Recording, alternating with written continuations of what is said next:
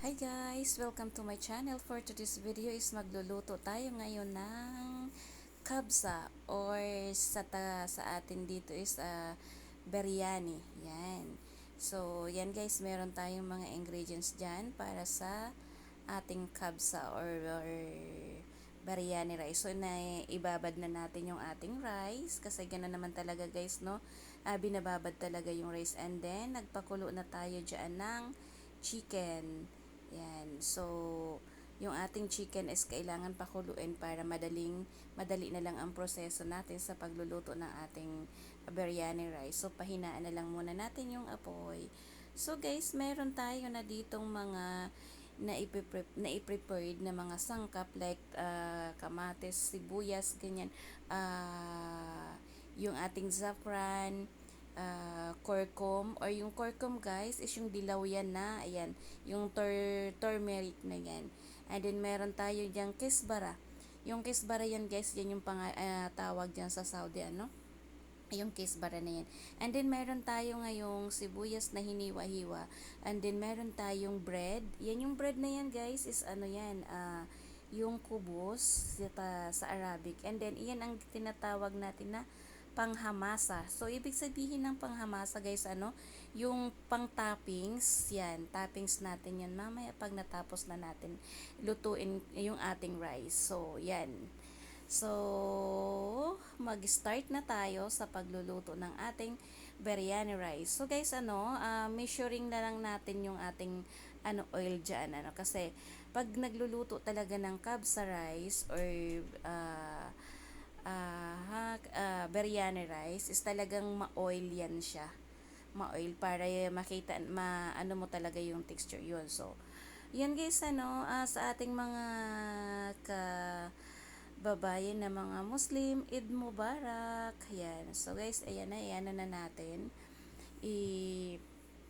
Igisa na po natin dyan guys, ano ang ating kamatis na hiniwa-hiwa. So guys, alam nyo, hindi pa talaga ito siya kumpleto kasi nga is wala akong nakita. Actually, meron pa po yan talaga siya guys na ingredients na yung dried lemon, yan, tapos yung buharat. Yung ibig sabihin doon ng buharat, guys, no, is yun yung parang medyo may konting amoy na basta ipakita ako na lang sa mga susunod na pag once na makakita ako ng ganun guys, ano. Actually yung ating mga yung mga ingredients talaga buharat, kisbara, yung wood na sinasabi, yung wood nila na yung parang kahoy yan siya guys. Kung sa Chinese is yung yung star, yan, meron yan siya. Yan ang ano dyan. Tapos yung dried lemon. So, yun, naagisa na natin guys yung ating sibuyas at saka kamatis. Kailangan durog na durog yan guys yung natin, yung kamatis natin para kumbaga makakadagdag yan ng ganda pag na natin yung sa ating kabsa or tawag dito yung biryani rice. So, ayan na ang ating chicken. So, bali guys, yung chicken natin, kahit hindi mo na yan ilagay, yan yung ating sabaw ng ating chicken is hindi natin pwedeng itapon kasi iyan yung ating ilalagay na pang sabaw dito.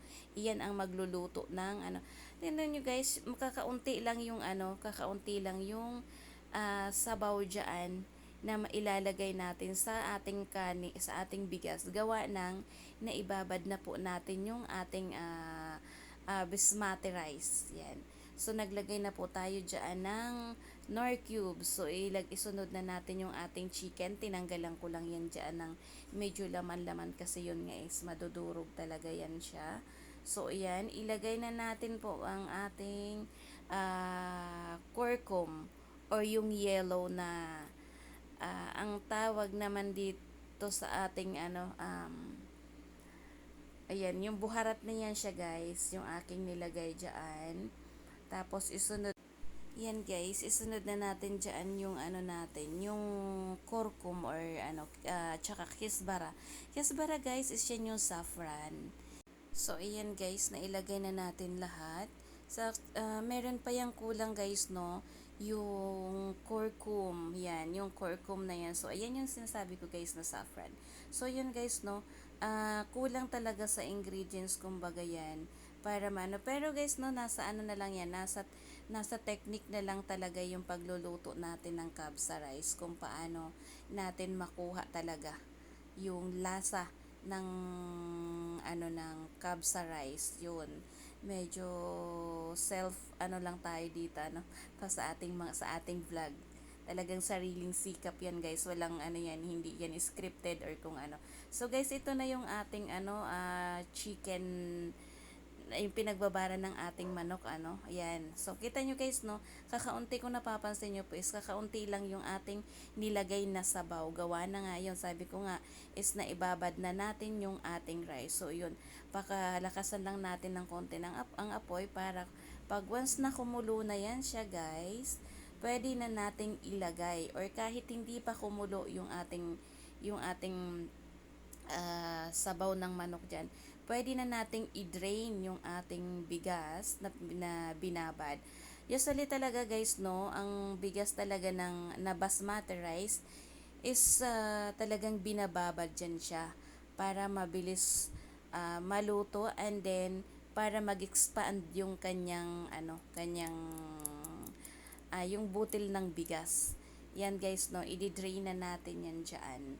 So guys, shout out po pala sa ating mga new followers sa ating YouTube channel. At saka Eid Mubarak sa lahat ng ating mga kamusliman. Assalamualaikum sa lahat ng ating mga kamusliman. So ayan na guys, atin na po na-drain yung ano, na-drain. So kailangan medyo may kunti-kunti naman tayong mga ano dyan. So ayan na guys, nakita nyo po ang dami nung rice na yan, pero ang ating sabaw dyan is kakaunti. Ganyan na guys, may estimate nyo rin po yan guys no, pag medyo ano na, lalo na po dyan sa ating mga new mga mag-uumpisa pa lang sa pagluluto ng biryani rice yan, medyo i-estimate nyo lang po yung sabaw nung rice, para hindi naman siya ma-overcook, kasi nga yung ating rice is ano na yan, kumbaga nababad na sa tubig. So eto na guys, nagpe-prepared na po ako sa aking hamasa or yung ating pang-topping sa ibabaw ng ating rice. So nagpapainit na po tayo dyan ng ating kawali. Yan guys no. Tapos yan yung ating ilalagay mamaya. Ang ingredients lang naman yan guys no is yung turmeric, or yung turmeric or yung luya, or sa Arabic naman guys is curcum. Yan, curcum naman yung turmeric sa Arabic. So guys, ang ating sa Arabic guys, ang sibuyas is basal. Yan, basal ang ating sa Arabic. So yan, nailagay na natin yung ating turmeric or yung curcum. Yun, yan, harky-harky. Ibig sabihin guys ng harky-harky is ihalo-halo mo lang hanggang sa maging golden brown yung ating sibuyas or basal. So, yan guys, sa mga dyan, sa mga yung pupunta pa lang ng Saudi, so mapanood nyo po guys yung ating video. So, tandaan lang po natin ang mga basic na mga tawag sa mga nakikita nyo po sa aking ginagawa. Yan guys, yung ating kanin medyo hindi pa totally yan siya luto dyan. Tinitingnan lang po natin ang texture. So mayroong kunting tubig pa. Guys, sa Arabic po ang bigas is rus. Yan. So, ang naman guys, ang tubig naman is moya. Ayan, yung filfil barid yan guys. Ay filfil akdar. Yan. Ay no. Filfil barid pala. Yan yung sili. So ayan guys. Naging dilaw na or naging brown. Guys, ang brown sa Saudi is bunni. Ayan yung tinapay natin guys. Yung kubos yan. Prinito ko na yan siya guys no. Ang kubos sa Saudi is huwag nyo pong itatapon. Kasi nga, nagagamit po yan sa salad, sa ganyan, sa mga pang-toppings nyo or hamasa. Yan guys, hindi pwede natin itapon yan. At saka hindi naman talaga yan siya tinatapon sa basurahan. Kasi guys, pag hindi na napapakinabangan ang kubos na yan, is iyan yung kinakain ng mga camel sa disyerto. Okay guys, naka-ready na po yung ating hamasa. Ready na po yan siya na ilalagay na natin sa toppings. Yan yung kubos guys. So, yung kubos is bread na pabilog. Yan, okay? So guys, paano na lang po, tandaan nyo na lang po yung aking mga sinabi na mga basic sa ano. So ililipat na natin dito yung ating ganawa na hamasa. So guys, alam nyo, yung aking hamasa guys, no, is wala naman talaga yan siyang, kung lagyan mo lang siya ng kunting asin. Yung asin guys, sa ano, sa Arabic is milih. Yan. Milih yung tawag niya. So, tingnan natin kung luto na yung ating kabsa rice or biryani rice. So, meron dalawang klase din guys no ang pagluluto or tatlo kung pagluluto ng ganitong rice ano, ng mga kabsa, mga ganyan. So, tatlo yan guys. May white rice, and then may magaluba. Yun. So, guys, sa susunod naman, iyan yung aking lulutuin, yung magaluba. Yung magaluba yan dyan guys is meron yung mga ano, mga kudar. Ibig sabihin guys ng kudar is yan po yung mga gulay. So, yan guys, nilalagay ko na dyan yung ating toppings na yung ginawa nating hamasa na basal or sibuyas at kubos or yung or bread. Yan guys. Aha, ready to eat na tayo guys sa ating kabsa. So pinapaganda lang po natin. Ganyan guys no ang pag ano, ilalagay nyo talaga yan siya kasi nga po, pag once nilagay nyo yung hamasa na yan, pag tinakpan nyo po yan, bale yung amoy ng sibuyas, pag open nyo is ang sarap ng amoy. So guys, nakita nyo ang texture nung ano nung ating bigas, nung ating biryani. Ang ganda, ang hahaba ng ano nung rice. Kasi nga yun guys, hindi yan na overcook yung ating ano, yung ating rice.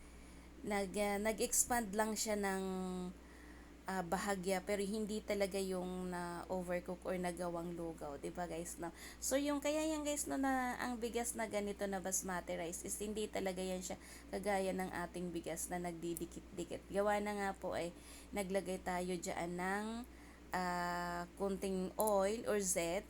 Yan guys no, ang oil naman guys sa Arabic is zet. Okay guys.